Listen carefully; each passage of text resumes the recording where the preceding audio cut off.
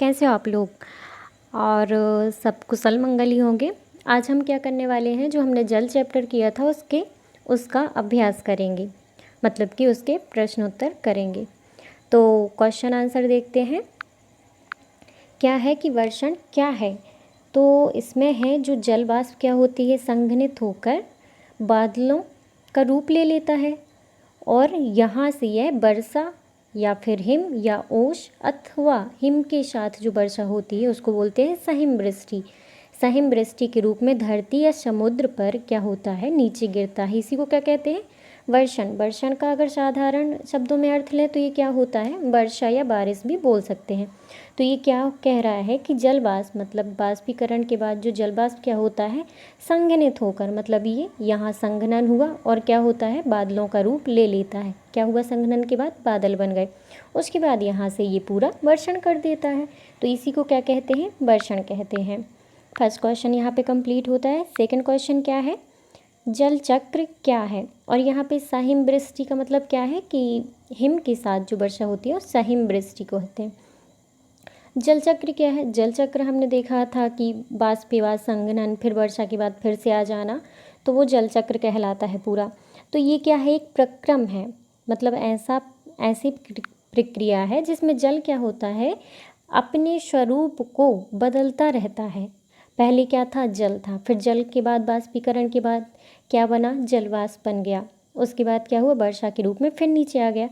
महासागरों से क्या हुआ, इसका बाष्पीकरण, फिर वायुमंडल में गया, वाष्प के रूप में संघनन हुआ, और धरती में फिर आया पानी के रूप में। तो क्या होता है, महासागर से महासागर, फिर कहाँ, वायुमंडल, यहाँ वायुमंडल, और फिर क्या, धरती।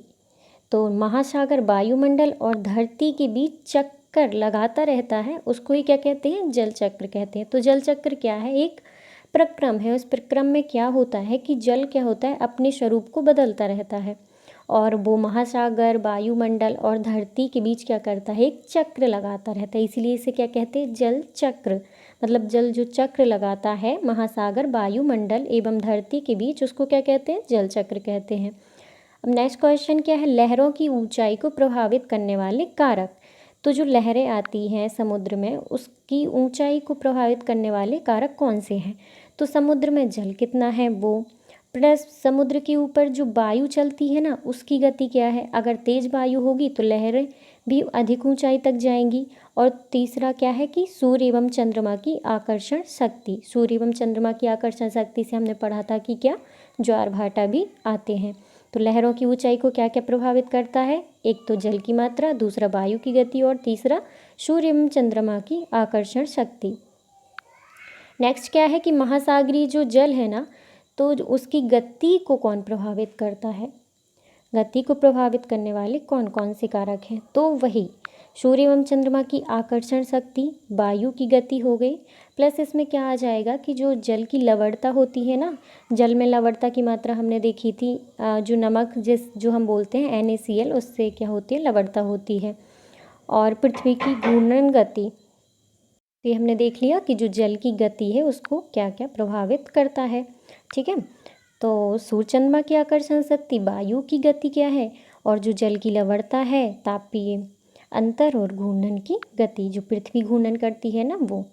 अब नेक्स्ट क्वेश्चन क्या है कि ज्वार भाटा क्या है तथा ये कैसे उत्पन्न होते हैं। तो एक तो सिंपल डेफिनेशन क्या लिख सकते हैं अपन, दिन में 2 बार नियम से क्या होता है, महासागरीय जल का उठना एवं गिरना क्या कहलाता है, ज्वार भाटा।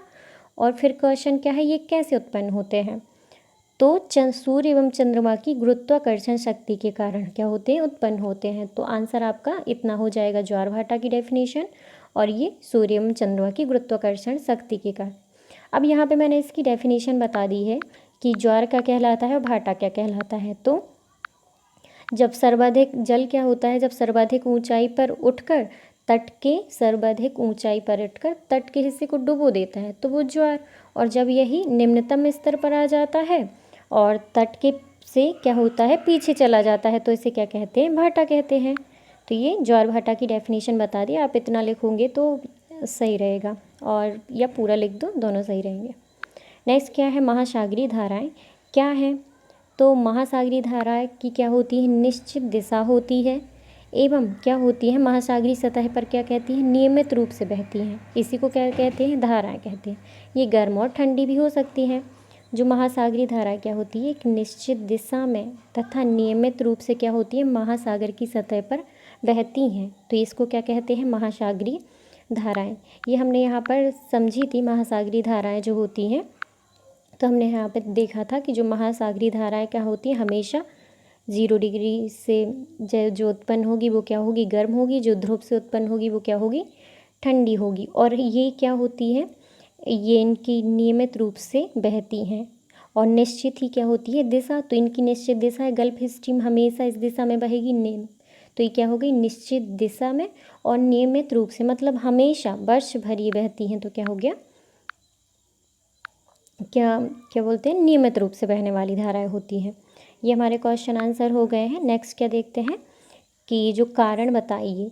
तो इसमें पूछा गया है कि समुद्री जल नमकीन होता है, तो इसका कारण बताइए। क्यों होता है, क्योंकि इसमें अधिकांशतः लवण के रूप में क्या पाया जाता है, सोडियम क्लोराइड, जिसको क्या खाने वाला नमक भी बोलते हैं। खाने में उपयोग किया जाने वाला नमक क्या होता है, घुला रहता है। और जिसमें नमक घुला रहेगा वो जल की जगह होगा, नमकीन ही होगा ना। नमक का स्वाद तो नमकीन ही होता है।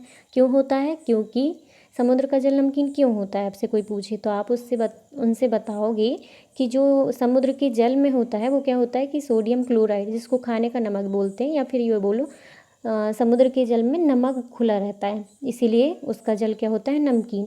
अब ये नमक क्यों होता है, ये बाष्पीकरण से होता है। क्या होता है कि समुद्र है, समुद्र इसका हमेशा क्या होता है, बाष्पीकरण हो गया, तो इससे क्या होता है, जल तो निकल जाता है, पर इसमें जो नमक की मात्रा है वो रह जाती है। मतलब जल जाता है बाष्पीकरण में, नमक तो नहीं जाता है, इसीलिए इसकी लवणता ज़्यादा रहती है। जल की गुणवत्ता का ह्रास हो रहा है, कारण बताइए। तो क्यों हो रहा है, आप देखिए कि नदियों में हम देखते हैं कूड़ा करकट फेंक दिया जाता है। कहीं गए होंगे तो देखते होंगे कि बॉटल और कुरकुरे चिप्स के सारे पैकेट नदी में ही फेंकते हैं, और जो पूजा का चढ़ावा होता है, कुछ भी सब कुछ हम क्या नदी में बहा देते हैं। प्लस क्या करते हैं, उद्योगों का रसायन भी और जो प्रदूषित जल की निकासी भी कहाँ होती है, नदियों में होती है। खेतों में जो हम कीटनाशक डालते हैं तो बारिश के टाइम वो भी बह के कहाँ जाते हैं, नदी में चले जाते हैं। और क्या होता है कि जैसे कि जली लाशें हैं या फिर क्या होती हैं, जानवर हैं, वो भी तालाब, नदी, समुद्र इस जगह फेंक देते हैं। तो ये हमारे क्या हो गए, कारण बताइए। अब हम लोग देखेंगे इसके सही उत्तर चयनित कीजिए। ये हम लोग ने क्वेश्चन आंसर कर लिए हैं। फर्स्ट हो गया है अपना क्वेश्चन आंसर और ये हो गया अपना कारण बताइए। अब हम क्या करेंगे, सही उत्तर चिन्हित कीजिए। तो इसमें क्या दे के रखा है कि का है, वह परिक्रम जिसमें लगातार जल क्या होता है, अपना स्वरूप बदलते रहता है। महासागर, वायुमंडल एवं स्थल के बीच चक्कर लगाता है। तो ये क्या है, जल चक्र। ये हमने क्वेश्चन भी किया है। सामान्यतः जो गर्म महासागरीय धाराएं हैं वो कहाँ से उत्पन्न होती हैं, तो भूमध्य रेखा के निकट से। जो भूमध्य रेखा के निकट से उत्पन्न होगी वो गर्म होगी, और जो ध्रुवों से उत्पन्न होगी वो क्या होगी, ठंडी होगी। दिन में 2 बार नियम से महासागरीय जल का उठना और गिरना क्या कहलाता है, ज्वार भाटा। ये तो बहुत ही ईजी थे, हमने सारे क्वेश्चन आंसर में किए हैं। अब ये पूछ रहा है यहाँ पर कैस्पियन सागर क्या है।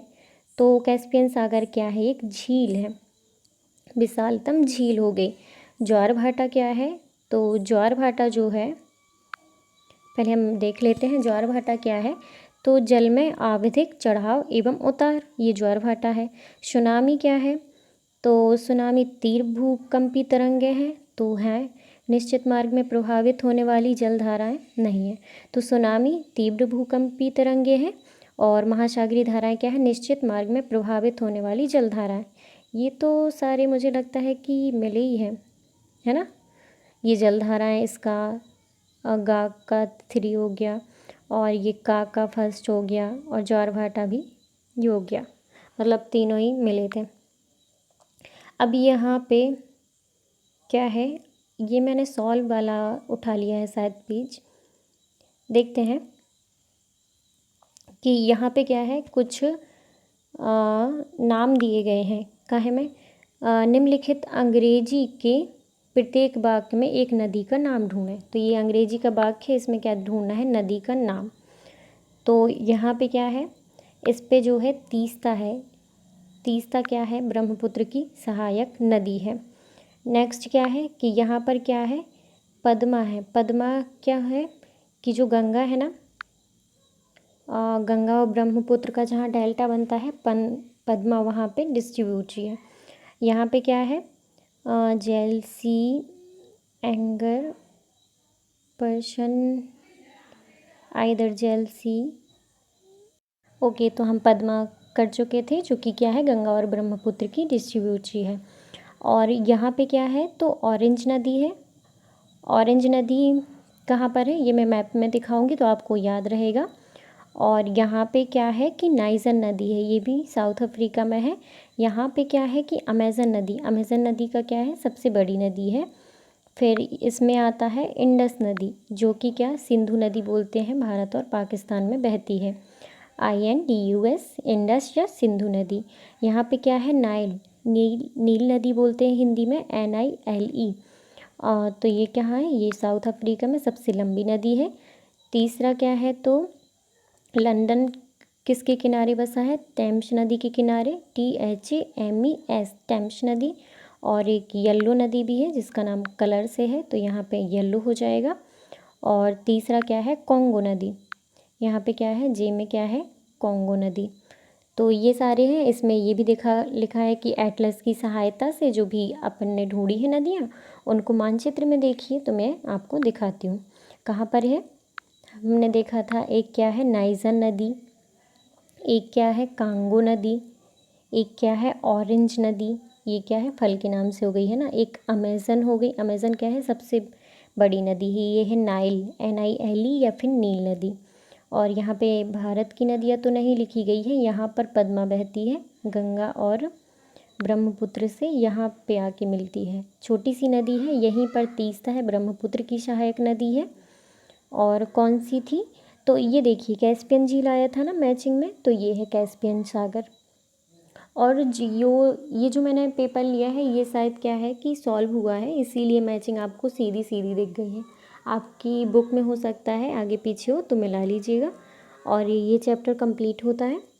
तो आप लोग को अगर अच्छा लगा हो तो प्लीज़ लाइक कीजिएगा, चैनल को सब्सक्राइब कीजिएगा। होप सो सभी को समझ में आया होगा।